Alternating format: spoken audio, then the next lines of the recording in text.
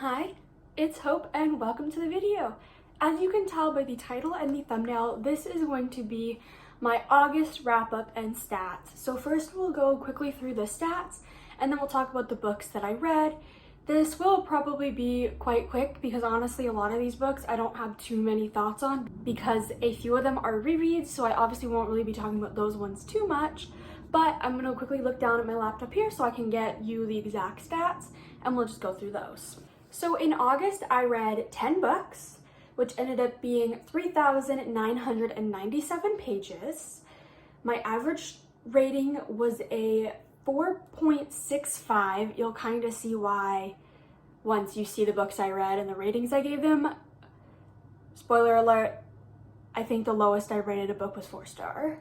For genres, I read 1 contemporary, 1 dark romance, 1 fantasy romance, 3 graphic novels, and 4 romances.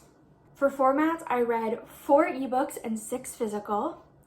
And then for the audiences, I read 3 adult, 3 new adult, and 4 YA. So jumping right in with the first 3 books, I'm going to talk about them together because I read them literally back to back to back in like 2 days. And they're all part of the same series. So that is Heartstopper Volume 2, Heartstopper Volume 3, and Heartstopper Volume 4, all by Alice Oseman, and I gave them all 5 stars. Heartstopper is one of my favorite series in general. It's my favorite graphic novel series. I just love it so much, and so I had to reread the entire series before the TV show came out because it came out on the 3rd, so I binged these on the 1st and the 2nd, and then I had read Volume 1 in July. But yeah, I gave all of these 5 stars. I love them so much. So yeah, I'm just gonna move on past those because I could spend hours talking about why I love this series, and yeah. The next is, I'm just gonna scooch over here a little bit actually. Next is Psycho by Only James, which is the 2nd book in the Necessary Evil series, and basically in this we are following August, who is the adopted son of this scientist named Thomas, who basically Thomas adopted these 7 boys who were all medically deemed psychopaths to kind of train them to be killers for those that are kind of slipping through the cracks. And so you're following August, who is a professor, and then Lucas, who is a former FBI agent trying to kind of almost like start a new life, and it's the 2 of them meeting. And then there is this serial killer from Lucas's past that comes back into the picture. We'll just say that. And I gave this 4 stars. I did really like it. It was just, there's just a few things that fell a little bit flat for me personally, but I did really enjoy it, and it was a very fun read. And it was pretty quick, so that's good. And I do really like this series. I've read the first 2 books and I really like them. And I plan on reading book 3 in September if I get around to reading it. Next is Red, White, and Royal Blue by Casey McGuiston. This is my all-time favorite book. And this was my 6th, 7th time reading this. I honestly have lost track. I'm now quickly gonna check Goodreads and see what Goodreads says. This was my 7th time reading it in about 4 years. So yeah, obviously it is my favorite book of all time. I love it so much. This basically we are following Alex, who is the son of the first female president of the United States, and Henry, who is the Prince of Wales. And basically after an incident they have to fake a friendship for like political reasons and like media reasons, and that fake friendship turns into a real friendship. That real friendship turns into more. And I love this. I had to reread it because of the movie that came out on the 11th of August. And yeah, I had to. And yeah, it was so nice to be able to just get to reread this, and it was a nice comfort read. I just obviously really love it, so of course I had to read it. And of course, yeah, I could, again, kind of like Heartstopper, I could spend an hour saying why I love this, but that's not why we're here. The next is The New Guy by Sarina Bowen, which was the July group book for Book Addicts Anonymous, which is a book club that I am a co-host of, but I didn't read it until August because life happened. I was able to read it literally like 2 days before the live show, which is a very interesting live show. But this basically, we follow Hudson, who he's constantly been traded around hockey teams for the last few years, so he's always the new guy on the team. And then we're also following Gavin, who is an athletic trainer, and basically they end up living in the same building and then working for the same team and kind of having to figure out that work, personal life balance, and fighting their feelings for each other, and then all of that. And Gavin is a single father to a 7-year-old, I believe. Believe his daughter's 7. That sounds right. 7, 8, something like that. And so, yeah, I enjoyed this. I gave it 4.5 stars. I really liked it. It was very tropey and formulaic with just the like, okay, you have the single dad, it's a hockey player, there's the whole thing of Hudson's not out to anybody really. There's the whole like third act breakup. But I did enjoy it. I think the only thing that was, I feel like the ending was just a little bit rushed, I think, and that's why I could only give it 4.5 stars, because it just was missing something at the end, I think. And then kind of after this point in the month, I didn't fall into a reading slump per se. I just didn't have as much time to read because personal life. So yeah. But the next book was Pucking Wild by Emily Rath, which is the second book in the Jacksonville Ray series. And this basically, we are following Tess and Ryan. Tess is in the middle of a messy divorce, and she moves from where she was living before to Jacksonville, Florida, to kind of have a fresh start and to get away from her like emotionally abusive ex-husband. And then you are following Ryan, who is a hockey player on the Jacksonville Rays hockey team, and basically the two of them end up having to be roommates when Tess moves into one of her friend's houses, and then Ryan also moves in because he has an injury that it's easier for him to stay at this friend's house versus his own house. And it is very smutty, very good. It is age gap because Ryan is 22 and Tess is 30. And so there is so many conversations of like, is this relationship worth it? There's the whole Tess is going through a messy divorce. Ryan is dealing with his whole thing, and there's so much going on. I love it. I give it 5 stars. I love this, I love this series so much. It is one of my favorite series of all time, honestly, and there's only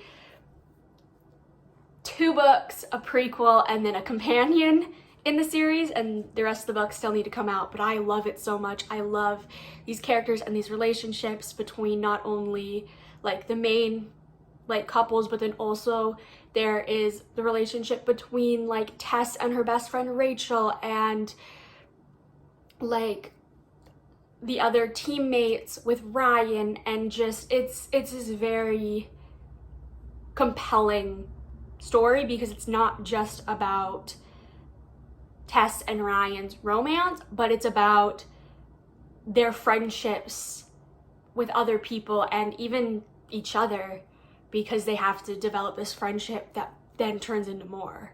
And I just really love it.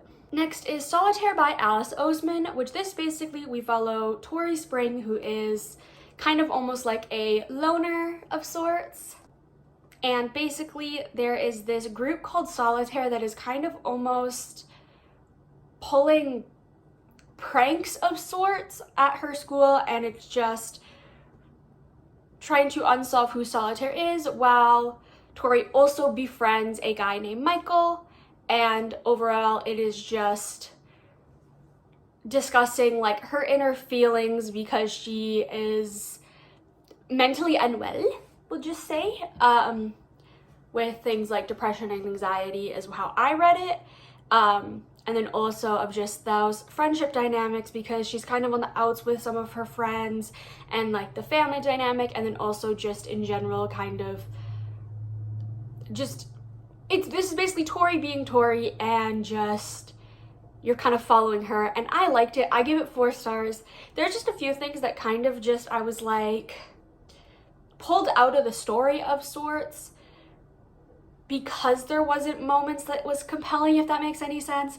And also I went into this with such high expectations, and I was a little disappointed. Again, I still love this story, don't get me wrong, I love it, but I didn't love it as much as I thought I was. So the next book is Wicked Lies Boys Tell by Kay Webster, which is a like contemporary romance, which basically you follow Penn and Copeland, and they used to be best friends up until they were 16, and then Penn kissed Copeland, and then the friendship was ruined, and then we're 2 years later, and then that friendship kind of comes back together after a incident, and it is the two of them kind of having to refigure that friendship dynamic, while also Copeland is just a little bit jealous of the idea of Penn's like discovering his sexuality and building upon it, and so it ends up being more. And I gave this 4 stars. I really liked it. It was just a very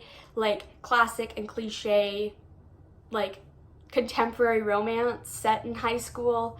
The easiest way to describe it is it reminds me of something that would have been published on Wattpad in like 2016, but in the best way possible. Like 2015, 2016 Wattpad, but in like the best way possible. And so I really liked it.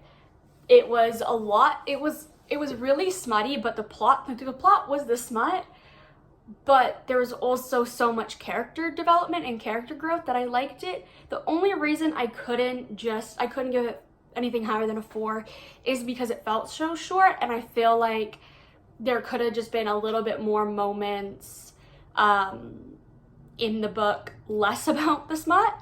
I honestly will link in the iCards and the description both the live to the new guy and to Wicked Lies Boys Tell, so those will be in the description and up there. I probably should have mentioned that earlier, just in case you want to see more of my in-depth thoughts on either the new guy or Wicked Lies Boys Tell. So yeah.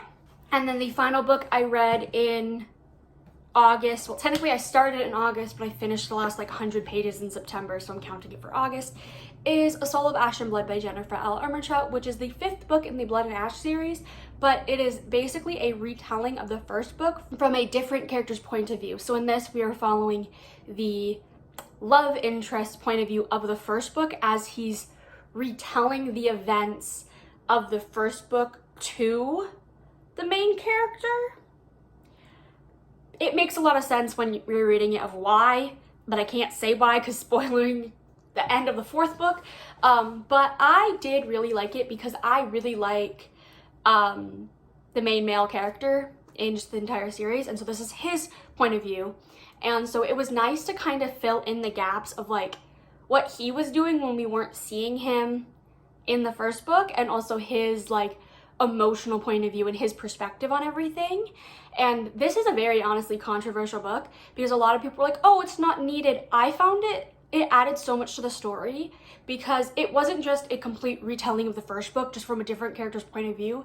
It added so much of like his mindset, his motivation, and like desires in the first book that also then you can kind of translate through the rest of the series to kind of be like, oh, that makes sense of why he would do that thing because that reason, that like all of that. And like, was this 100% needed? No. Was it worth it? Yes. I feel like it added so much, and in general, I really liked it. I gave it 4.5. The only reason I couldn't give it 5 stars is because it was kind of that like little bit of like unnecessary factor. So I feel like I couldn't give it 5 stars, and that might be an unpopular opinion, but I love this. So yeah. So that is what I read in August. I was hoping to read a lot more, but again, about halfway through the month, my life had a big change. that took a lot of my time. And now figured it out a little bit better, but I'm hoping to in September get a lot more read. I am like 18 books behind on my Goodreads goal, so I'm hoping to catch up a little bit, but we will see, as I haven't finished a single book in September and I'm filming this on the 5th, so we'll see. We'll figure it out. Let me know what was your favorite book that you read in August. And yeah, I really hope you enjoyed this video. If you did, don't forget to like and subscribe, as it really helps my channel grow. And I hope to see you in my next video. Bye!